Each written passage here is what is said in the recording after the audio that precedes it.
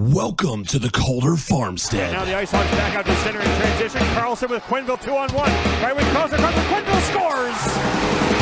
Here's a chance for Barrett. Fighting scores! Off the face-off! Up it's Eminger. Pulled back to Werenski. Has it. Shoots one. Bounces off a man. 5 seconds left. Werenski. Another jam on the shot. Turning and firing. They score! Scores! They score! Now they catch each other and they both go right over the top. Matching rights to one another. McDermott gets the helmet off of Cassie. And now, with 9 minutes gone in overtime, the Bears breaking out right side with Bear. Looks like cutting to the net. Farrell will score! And here are your hosts, Cece and Sean. Hello and greetings from the Mile High city of Denver, Colorado. And Arlington, Virginia. All right. Welcome to the Calder Farmstead Podcast, episode number 110 for Monday, September 19th, 2022. If you were hoping for a podcast featuring a deep dive into the agricultural depression preceding the War of 1812, we are not going to be much help. This is an American Hockey League podcast, and my name is CC Hockley, the AHL editor of Full Press Hockey. And I'm Sean O'Brien from StatsTrack and the AHL's only league-wide analytics guy. And as always, we thank you all for tuning in with us. And if you're new to hearing CC and I talk about hockey, we're in off-season mode, but we do have another interview for you. However, I still recommend checking out episode 0. It's a short primer on some of the stats we're going to be talking about later in the season, as well as how we view what's important on the ice. So if you're new to some of the more advanced hockey stats terms like PDO or the point shares model, or newer hockey terms like controlled zone entries, go check that out. So you better be able to pick up what we're putting down. I promise it's not that nerdy or technical. It's only 20 minutes. And let's be honest, you wasted 20 minutes believing in the Denver Broncos. Geno Smith. You'll never get that time back. So next time, why not spend a little more time with us talking hockey? I'm not gonna touch that. I'm not gonna do it. That's kind of like the defense on Geno Smith, just not going to touch it. Before we get to our interview, we do have to remind you that we are giving away not 1, not 2, but 3 AHL TV home and away packages for your favorite team. So if you're eyeing up an AHL TV subscription, maybe hold off on that for now because you could win one from us for free. To find out how, head over to our Linktree page for details. That's linktr.ee/The Calder Farmstead. All righty. So our interview guest today is the first returning hockey ops guest we've ever had. And she's a trailblazer far beyond that. She is the first woman to be a full-time head coach on the staff in the AHL as a video coach for the Hershey Bears. And she is now the first woman to be a full-time coach in the NHL as the Washington Capitals video coordinator. Welcome back to the Calder Farmstead Podcast, Emily Engel-Natzke. Emily, welcome back to the program. Thanks so much for having me. I'm honored to be the first 2-time hockey operations guest. Yeah, it's and I mean, first and foremost, congratulations to you on the promotion. Sadly, I think this may be the last time you're on the podcast as you have now advanced out of the scope of our show. So congratulations on not just the NHL gig, but likely not having to deal with us again. I mean, that is a thing in its own right. Thank you. I appreciate that. Although I'm sad about the second part of that. I like talking to you guys. So. Awesome. Yeah, it's been too long. It was episode 45 that you were last on the program, and this one's going to be 110. So it's been a minute for sure. But Emily, first question, you've got the job with Washington and, the season isn't quite in full swing yet. I'm still curious as to what you've seen so far that is different about your role with the Capitals compared to your role in Hershey with the Bears. I think, in Hershey, I was the only video coach. So, I had myself, everything kind of fell under me, but, now I'm working under Brett Leonhardt, who's the head video coach in Washington, who's been there, I think 10 years now. And he's kind of considered one of the best in the business. So, I get to learn from him, which I think for me is really exciting. Kind of just everyday practices, little, tips and tricks, kind of best practices sort of thing. So for me, that's really exciting, but it's also different having another person to kind of rely on or even work under. It's been a long time since I've kind of worked under someone in that capacity. NHL video coaches tend to be incredibly sticky, meaning that they tend to stay with a team even if the head coach, the coaching staff entirely is fired. For example, as you mentioned, Brett Leonhardt has been with the Washington Capitals now. This is his 10th year. The Capitals have had 4 different head coaches during that span, but that's not unusual. Jeremy Kubal has been the Oilers video coach for 6 seasons. They've had a bunch of coaching changes in that span. Jonas Plum for the Wild has been there for 7 seasons. Mario LeBlanc has been the Habs video coach for 10 seasons. They've managed to hold on to those spots despite several full regime changes. But that means once they make the NHL as a video coach, that's also typically kind of the end of the line for them. That being said, do you think about staying as a video coach or eventually working to get behind the bench in some capacity? I think that's in the back of my mind a little bit. It's been a lot of hard work up to this point. Getting here, and I love the video aspect. For me, it's, I'm kind of a tech nerd, computer geek personality. So for me, it's kind of the best of both worlds where I'm in the coaching space, but I also get to work with technology and, teach different coaches how to use this technology, which I really enjoy. But I think the great thing about sports is that you can go in so many different directions. It's not like, if you're an accountant, you have your accounting degree and then that's your specialty. The beauty of sports is you meet so many people and you can kind of be mentored in so many different spaces. So I think maybe somewhere down the road, being behind the bench could be a possibility. But I think for now, I'm just really excited about the opportunity to continue to grow and learn in the video coaching space.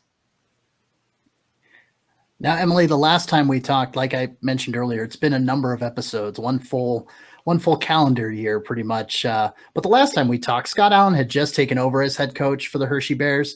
And we asked you the last time you were on the program about the differences between Spencer Carbury at the helm and what you were expecting from Scott Allen. You said you didn't think much would change and that there wouldn't be any big differences. Now that we have hindsight, being 2020, of course, looking back at it, having been through that season with both of the coaches, what were some of those differences? It's honestly hard to compare just because my season with Spencer Carbury was a COVID season. We only played, I think, 33 games. We had the same 3 opponents. So in and of itself, it was just a unique season to begin with.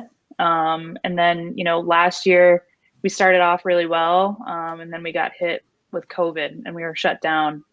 So it kind of put a halt to the momentum that we did have. But, as far as differences, Scott Allen has been coaching for 25 years. So he kind of has a lot to go back on. And I think he knows the way he wants to run things. He has a lot of trust in his staff, and not to say that Spencer Carbury doesn't, but I think they're at very different stages in their careers, which maybe, turns out to be the way that they coach is a little different. But, certainly they're both amazing people. Development of not only players, but staff is always at the forefront of their mind. For me personally, they both knew that getting to the NHL was a goal of mine. So they took a lot of time to kind of answer questions I had or mentor me and kind of go through things for me. So, as far as differences, I don't think there were a whole lot. Each season kind of brought its own unique spin and flavor to it. But, I think for me, both were great mentors and great coaches to work for. All right, it is fantasy football season, and I am a big believer in trying to find the sleeper picks. I always love those late round guys that you draft that you just draft with a lottery ticket full of hope. And we asked you last time who your sleeper was in Hershey for the upcoming season, and you said Brett Leeson, which turned out to be a pretty good one. He played only 31 games in Hershey because the Capitals kept calling him up. Made his NHL debut, scored his first NHL goal. I would call that a pretty successful sleeper choice there. So we will pose the question to you again in this upcoming Hershey season. Who do you think is someone that's maybe flying under the radar a little bit in Hershey that could either step up for the Bears or, be someone like Brett Leeson who gets called up to the Capitals and makes some noise there? The first person that comes to mind is Hunter Shepherd, who in the goaltending position, he's kind of been up and down a little bit, and he played a few games for Hershey, but he's kind of sneaky athletic, and I know he definitely won games for us last season, and he's proven time and time again, not only at this level, but at the collegiate level. I think he won back-to-back national championships. So I think he's going to be a huge difference maker for Hershey this year. Whether he gets time up in Washington is to be seen, but the pair of him and Zach Fucali, I think that's such a solid foundation for Hershey, and many fans may not know about Hunter Shepherd, but I think he's going to be a huge, huge piece for them this year. Sean, did you want to throw in a sleeper pick? No, because I said Alexiev last year, and while I still believe in the man, that one did not work out for me. Especially too, there are a lot of guys who I think are right on the cusp, and I'm not sure is Hendrix Lapierre going to be a Capital, a Bear, or some other place? That's kind of where I'm thinking. So I'm going to refrain until I see a little bit more roster shakeout. When we get to our previews, though, I will take one. Gotcha. Yeah, keep an eye on that Sam Annis. I don't know if you've ever heard of him. He's kind of not a sleeper. You're asleep if you don't know Sam Annis. It's true. It is very true. All right. In all seriousness now, though, this past season, Emily, you actually got to have more of a proper AHL year, as you alluded to earlier here in this conversation. Actual travel, all the fun that comes with it, fun in quotes. But talking about road trips, which road trip was the best? And which was the worst? Man, I think our trip to Canada was probably a highlight, and definitely the bus ride, the 8-hour bus ride's not the most fun in the world, but it's definitely a trip where you kind of get to bond a little bit more because it is, it's close to a week-long road trip. We didn't do so well playing wise, but for me, getting to be in Toronto, kind of downtown in the mix was really cool. And like I said, there's just more time as a staff. And they're different teams that we don't normally get to play. So I think for me, that was definitely a highlight. The worst road trip, we got stuck in Charlotte towards the end of the season. We played Friday, Saturday night. We were supposed to fly out Sunday morning.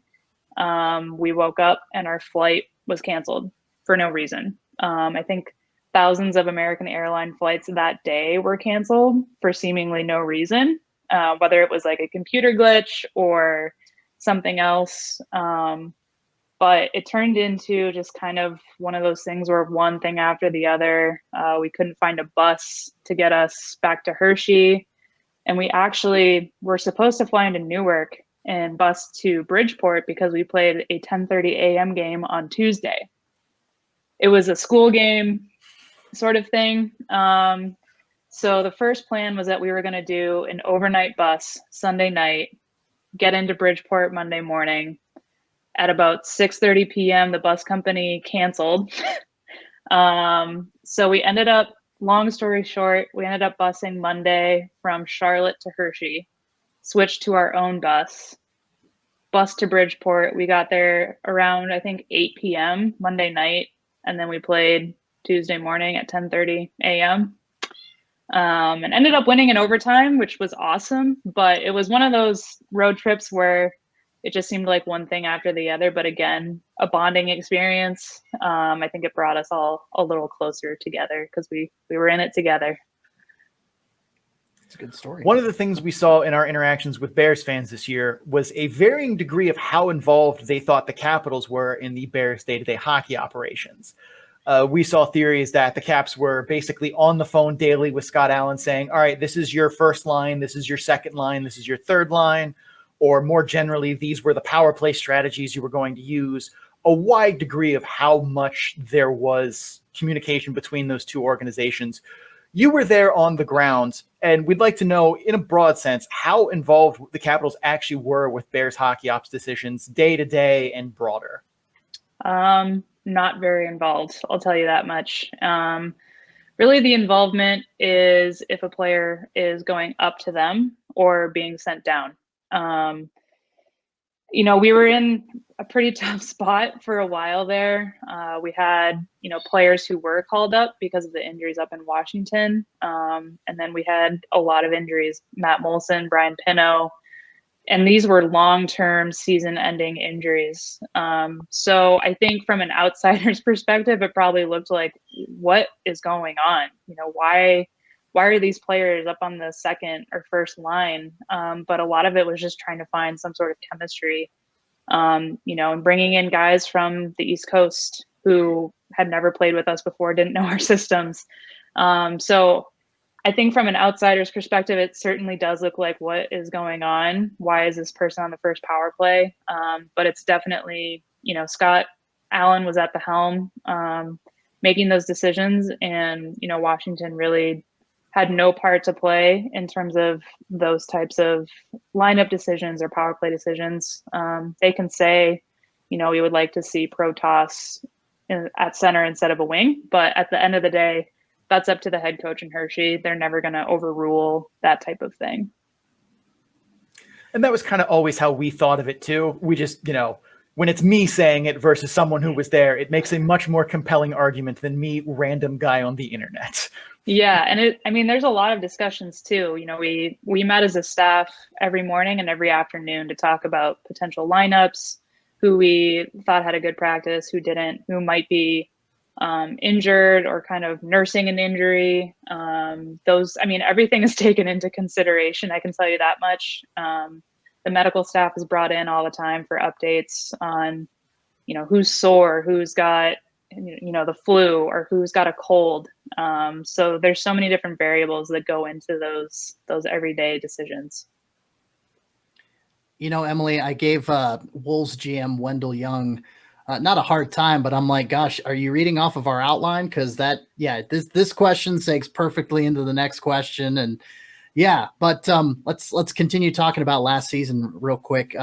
Hershey saw a playoff berth, winning record at home. However, given the pedigree for the Bears' success on the ice, a lot of fans felt like this was a down year. You alluded to the injuries. Hershey had their top 7 forwards missing 54% of their games due to either call-ups or injuries. Going through the player tracker over at Full Press Hockey, how many guys played from the ECHL on Hershey's roster was just amazing. It was just crazy to me. It clearly took a toll on the offense. What was it like in the coach's office dealing with the regular rotating cast of guys coming onto the team and trying to put them in positions to succeed? You kind of touched on it last question with, these ECHL guys coming in. They don't know the system, and you gotta plug them in somewhere. So how did you guys as a coaching staff deal with that? I think, maybe we were at an advantage because Patrick Weller knows the East Coast League very well. And Steve Bergen did as well. They had come from the East Coast League, so they knew a lot of these players. So if we needed someone, they could say, I know this guy, he's a really good skater, or he's got a great shot. So we were, if we had to bring someone in, we were really trying our best to get players we knew could play in our system and really help us.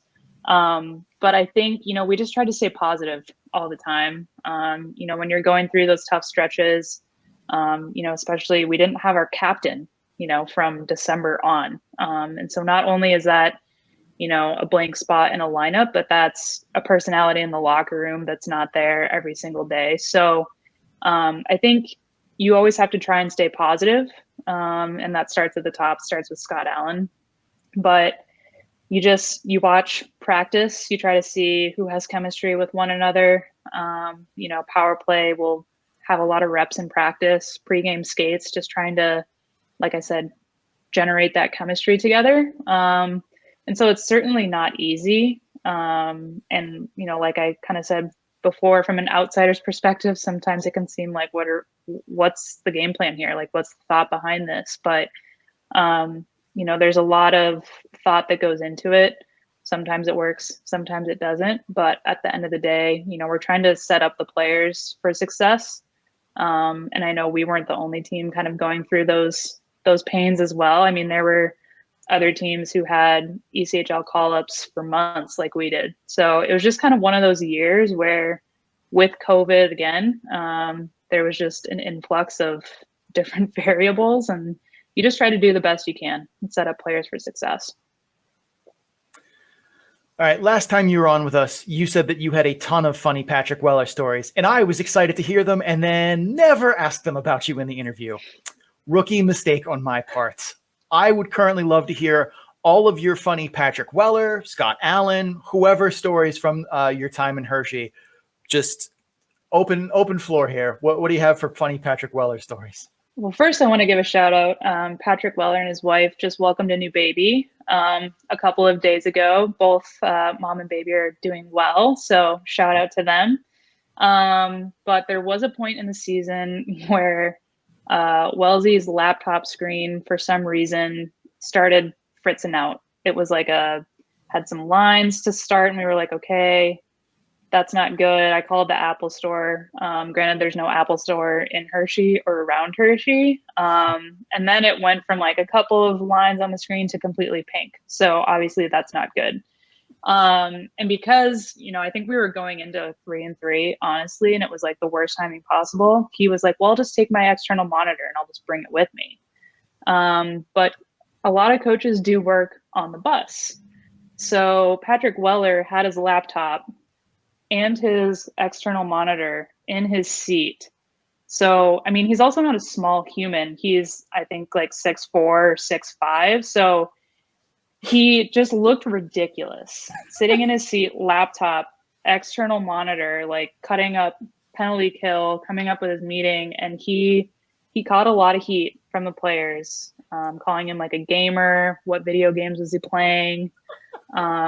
So, part of that is on me. I should have had like an extra laptop for him so he didn't look so ridiculous, but that is something in the front of my mind where he just looked like this like gamer boy sitting in his bus seat with his portable monitor and his laptop.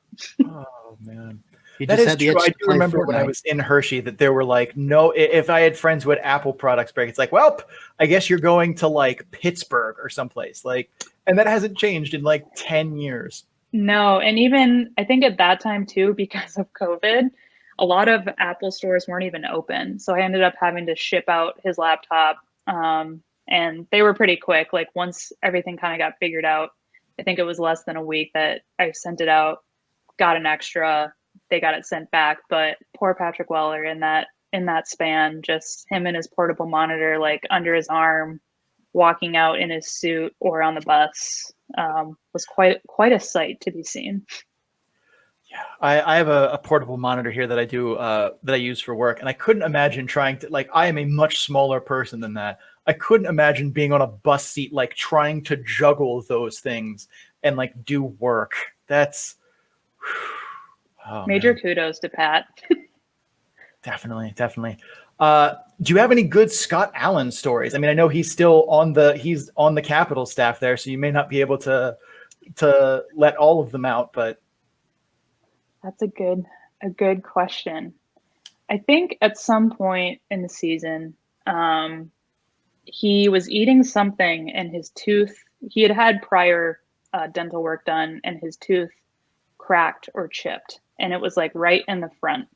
So I came into work one day and I was like, what happened to your tooth? He's like, I bit into an apple or something, but he couldn't get into the dentist right away. Obviously, Dr. Gould was trying to get him worked in. He's the team dentist in Hershey. He was trying to get him worked in right away, but we had a game that night and he had to give his pre-scout meeting. And so he had a bit of a lisp going on, and he was very conscious of it.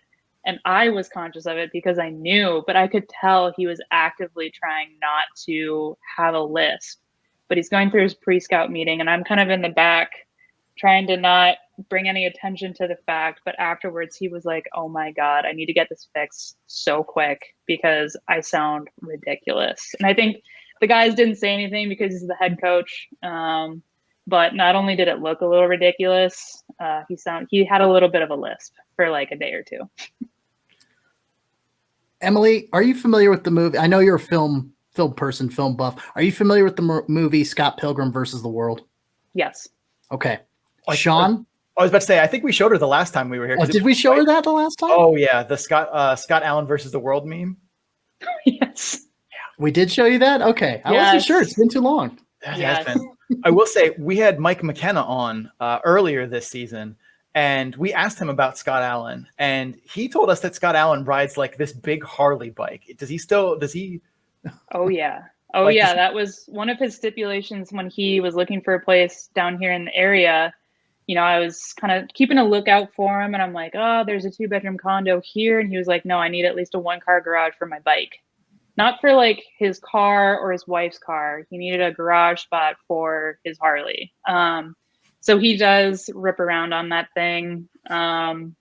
He's, like he doesn't seem like a Harley guy, but he loves his Harley. If he were still in the AHL, I feel like this would be a future meme for us of like Scott Allen Knight Rider.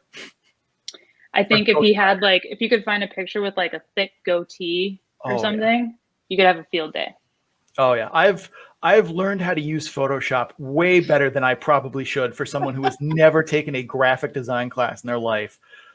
Between memes for this podcast and fantasy football, I've actually gotten reasonably decent at Photoshopping things. So if he were still around in the AHL, or if he comes back at any point, I think that will be one that we have saved on reserve there.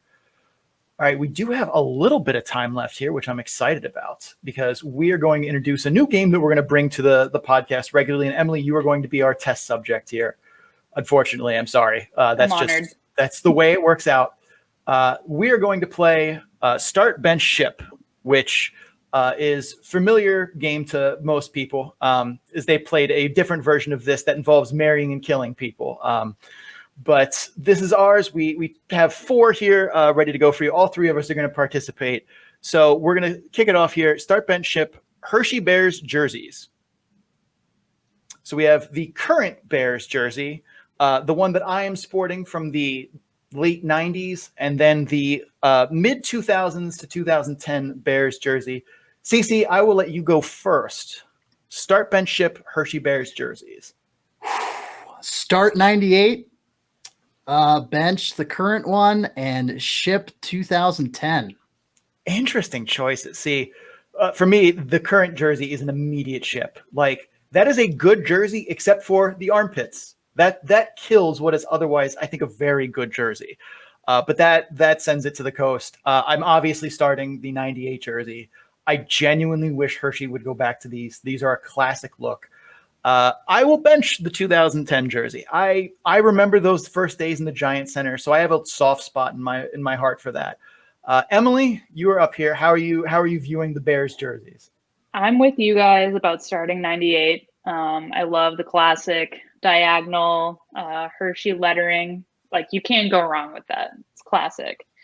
But I'm a little torn between the current and the 2010. I think I would ship the current jersey, and I think I would bench 2010 only because like 2010 with the bear and the claw, I think is a little bit cooler than the current logo, but it's pretty close for me. I will say the 2010 logo is definitely a sports jersey from the early to mid 2000s. Like, it very much has that vibe. All right, next round here, start, bench, ship, Washington Capitals jerseys. So we have their current uniform, a throwback from the 90s that we saw as their last reverse retro, and then the 2007 black jerseys, which are a lot of quite an opinionated jersey piece. I will go first this time. I am clearly starting the 97 jersey. I don't know why they ever got rid of that. I thought that was beautiful. Even with the bent stripe that it has going on. Normally I would hate that, but for some reason it fits very well. I am going to bench the black 2007 jerseys. Like, I think the only reason they're not getting shipped is because Ovi scored the goal on his back in that jersey. And I have one. And I think that's the only thing saving it, because I genuinely don't like it otherwise. But their current ones, those are going to the coast. I don't know why they continue to do all the goofy panels up the arms, just no. You have so many other good choices you could have made there, and yet you continue to pick that one. Emily, you're up next. How are you feeling here? I think I would start the 2007, the black jerseys. I think teams in black, they just look sharp. And I feel like the logo incorporates the hockey aspect. You have the capital in there. Do I love the like bronze aspect? Not really, but like black to me with like black pants, black gloves, to me, very sharp. I would bench 97. I love the Screaming Eagle. It's actually like pretty close with the 2007 black jersey. I love the Screaming Eagle, especially the red jersey that they had last year with the reverse retros. So definitely bench that, and I'm gonna have to ship the current one. I think it's a little lackluster. You know, there's so many different ways you can make the logo exciting, and it's just not doing it for me. Cece, you were up here. This is a tough one for me. Gosh,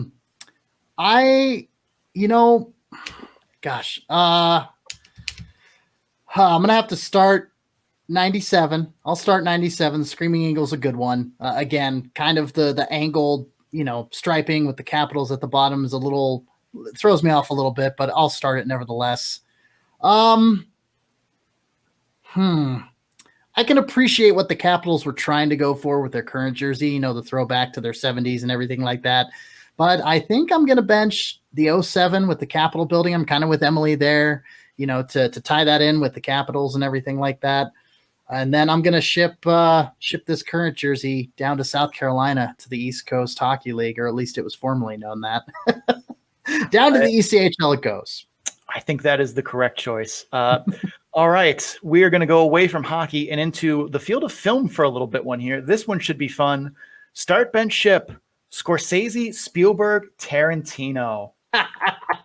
Emily, you are the film major of the three of us. I will let you go first. Best of luck to you. Oh my goodness. This is a hard one. This is a real hard one. Maybe we should have her go last so she can ruminate on it a little bit. I'll allow that. All right. Okay. I will take this one first since I clearly have seen it in advance and I've already made up my mind. And I'm going to take the unpopular one. I am shipping Tarantino. I do not think that is much of a choice in my mind. Like, don't get me wrong. Tarantino has good movies. He has great movies. But he also has some ones where I'm like, this is well made, but I do not like it. I didn't think the Grindhouse was very good. There are also a lot of his movies that are just overtly violent for no reason. And like, I don't feel like they serve purposes to like move the story forward or whatever. But so for that reason, Tarantino is getting shipped. I am benching Steven Spielberg. I think there are a lot of man has a lot of great movies, but I think there are moments that are classic Scorsese moments and they outdo classic Spielberg moments for me. And that's, that is nitpicking like crazy, but we're literally talking about two of the titans of directing film. That makes it for me. The fact that Spielberg was also behind Animaniacs boosts him in my mind, but not enough to put him over Scorsese. I am starting Scorsese and benching Spielberg. Cece. I will confess, I'm not a huge film guy, so I haven't seen a whole lot of Scorsese. I haven't seen a whole lot of his stuff. Sorry, Emily. But just from a personal, growing up on Spielberg movies and everything like that, I've got to go with him. I got to start him. And I'm gonna call an audible here. And I'm going to bench both Scorsese and Tarantino. No. You don't bench both of them. That is not how this game works. No. I am not. Sean's like, wait a second. I make the rules here, Sean says. Nope. Okay. Okay. Well, just because of ignorance, not because of anything else, just because of sheer ignorance, I'm going to bench Tarantino and ship Scorsese. For the love, please do not crucify me because of that. Emily is taking a deep breath over there. Everyone is entitled to their own opinions, Cece. Even if they're wrong, right? You know what? As a good film major, everyone has their own opinions. Not every film will speak the same to everyone. That's a very diplomatic answer. Very DC of you. Yes. Thank you. I think I would start Scorsese. Goodfellas is one of my all-time favorite movies, so that gets an automatic start. This next one might be a little controversial, but I'm going to bench Tarantino because I feel like I saw more Tarantino films in person just because of when they came out compared to films that Spielberg directed. So I feel like they hold a little bit of a softer spot in my heart. And then I don't want to, but I'm going to ship Spielberg, you know? Sometimes you love a player and you don't want to send them down, but sometimes you have to make those hard decisions. That is the nature of start bench ship. If this was easy, it wouldn't be fun. All right. The last one, we're going to do a 180 here and come back to hockey. Start bench ship, the offside rule, the trapezoid rule, or shootouts. Emily, since you got to go last in that one, I'm putting you on the spot here. Where are you going? Shootouts obviously start. They're exciting. I think everyone loves them. So that's an automatic start. I think I'll bench the offsides rule just because it's part of my job now that I'm in DC. And I think ship the trapezoid rule. Let the goalies go crazy. You know, they already have a few screws loose. So like just let them run. Just don't hold them back. Absolutely. All right. For me, I am starting offsides. I've seen so many theories of people who are like, it's time to get rid of offsides. And I'm just like, no. Like most sports have some version of an offside rule. Football does, soccer does, basketball kind of does. Like you would turn, I think, what makes an interesting play through the neutral zone into just breakaway fests. And I don't think that's good for the game.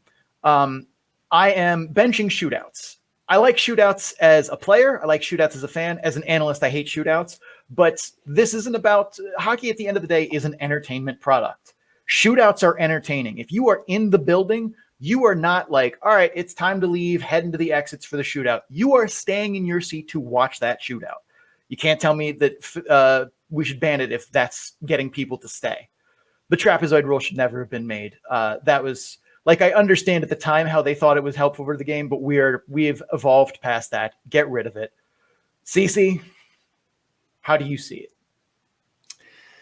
I am going to start shootouts. Again, they're a very exciting part of the game. I think the pro leagues do well to do away with them come playoff time because, you know, it's time to go to overtime hockey and just end it. And if it needs to go long, great. But yeah, I'm starting shootouts. The offsides rule, I'm benching that.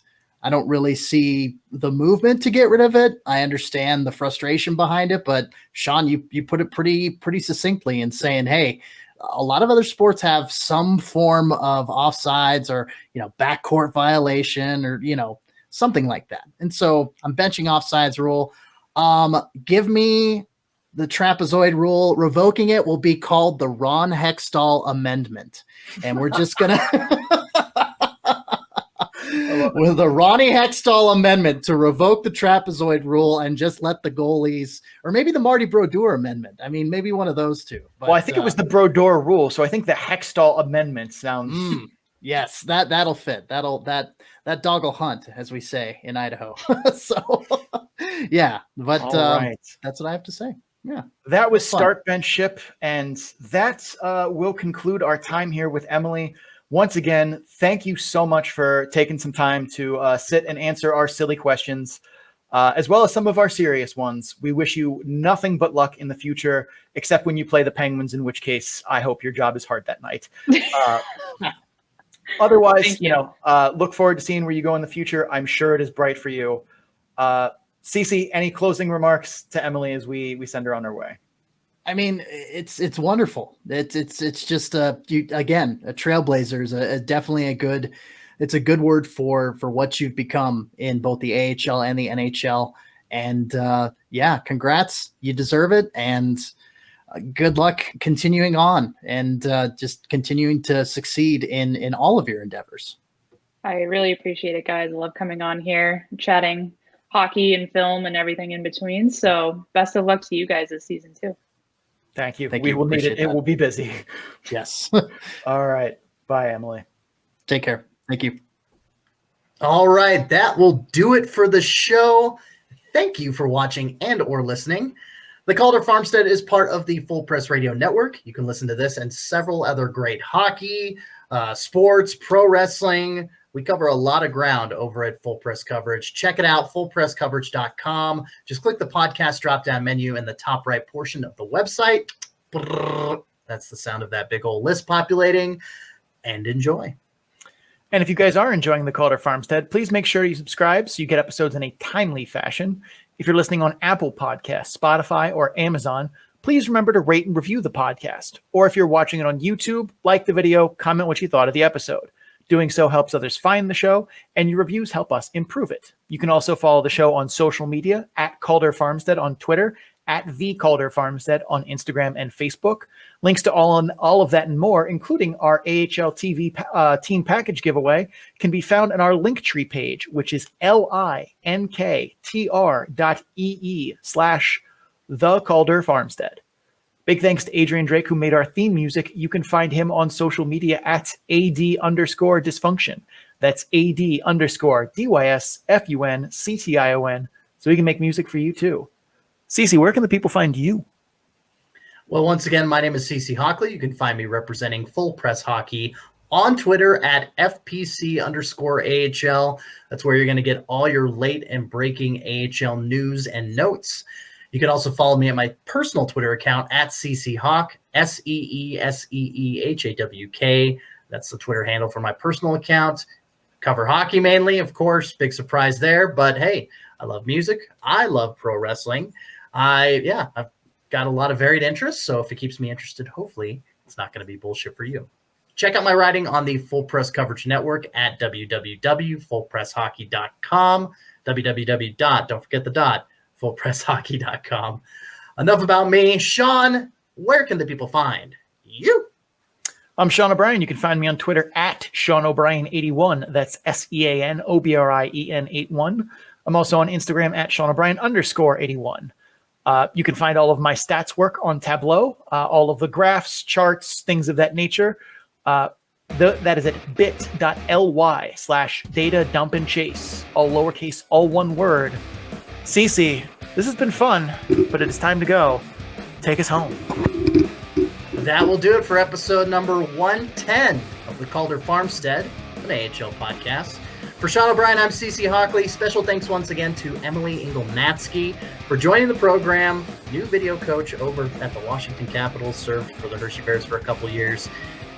Thanks very much for coming on, Em. We appreciate it. And for the rest of the viewers and listeners out in the interwebs universe, keep your stick on the ice.